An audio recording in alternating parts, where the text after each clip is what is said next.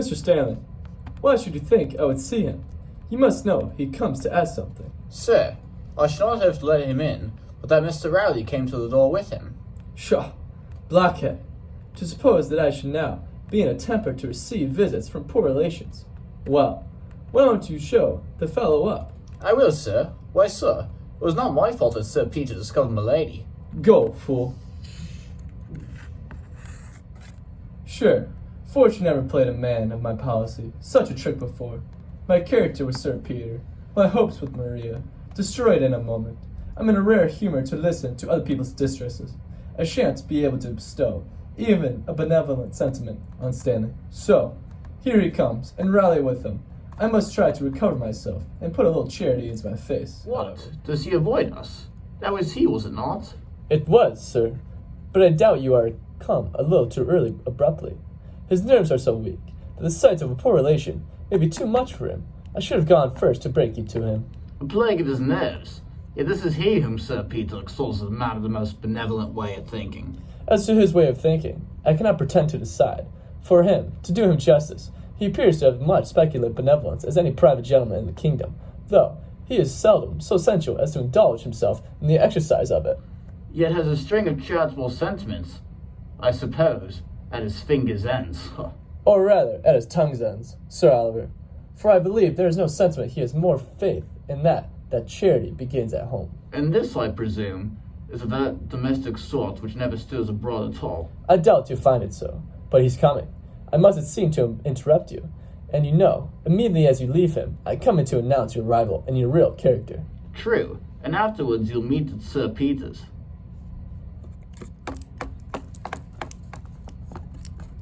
Sir, I beg you 10,000 pardons for keeping you a moment waiting. Mr. Stanley, I presume. At your service. Sir, I beg you will do me the honor to sit down. I entreat you, sir. Dear sir, there's no occasion. Too civil by half. I have not the pleasure of knowing you, Mr. Stanley, but I am extremely happy to see you look so well. You were nearly related to my mother, I think, Mr. Stanley. I was, sir. So nearly that my present poverty, I fear, made you discredit to her wealthy children. Else I should not have presumed to trouble you. Dear sir, there's no need no apology. But that is in distress, though a stranger has right to claim the kindred with the wealthy. I am sure I wish I was one of that class, and had in my power to offer you even a small relief. If the uncle saw Oliver were here, I should have a friend. I wish you were, sir, with all my heart. You should not want an advocate with him, believe me, sir. I should not need one. My distresses would recommend me, but I imagine his bounty enabled you to become the agent of his charity. My dear sir, you are strangely misinformed. Sir Oliver is a worthy man, a very worthy sort of man. But avarice, Mr. Stanley, is the vice of age. I will tell you, my good sir, in confidence, what he has done for me has been a mere nothing, though people I know have thought otherwise, and for my part, I never chose to contradict the report. What? Has he never transmitted you bullion, rupee, pagodas? Oh, dear sir, nothing of the kind. No. A few presents now and then, china, shawls, Congo, tea, avadavits, and Indian crackers. Little more, believe me. Here's gratitude for £12,000, avadavits and Indian crackers. Then, my dear sir, you have heard. I doubt not, even the extravagance of my brother. There are very few would credit what I have done for my unfortunate young man.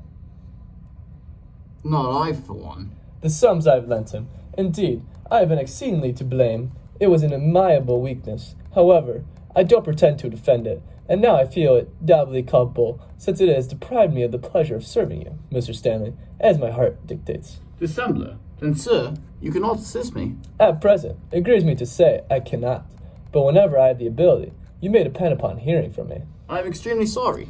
Not more than I am, believe me.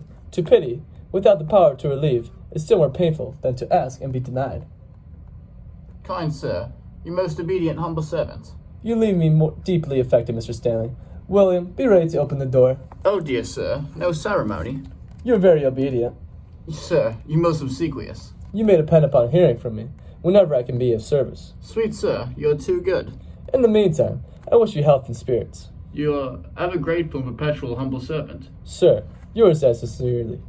Now I am satisfied. This is one bad effect of a good character. It invites applications from the unfortunate, and there needs no small degree to address the gain the reputation of benevolence without incurring the expense. The silver one of pure charity is an expensive article in the catalogue of a good man's qualities, whereas the sentimental French plate I use instead of it makes just as a good show, and pays no tax. Mr. Surface, your servant, I was apprehensive of interrupting you, but my business demands immediate attention, as this note will inform you. Always happy to see Mr. Riley. How? Oliver Surface, my uncle arrived. He is indeed. We have just parted, quite well after a speedy voyage, and impatient to embrace his worthy nephew. I am astonished, William. Stop Mr. Stanley if he's not gone. Oh, he's out of reach, I believe. Why don't you let me know this when you came in together? I thought you had particular business, but I'm mostly gone to inform your brother and appoint him here to meet his uncle. He will be with you in a quarter of an hour. So he says. Why, I'm strangely overjoyed at his coming. Never to be sure, way of anything so damned unlucky. You'll be delighted to see how he looks. Oh, I'm rejoiced to hear it. Just at this time. I'll tell him how impatiently you expect him. Do. Pray, give my best duty and affection. Indeed, I cannot express the sensations I feel at the thought of seeing him. G'day, sir. Certainly his coming, just at this time, is the cruelest piece of ill fortune.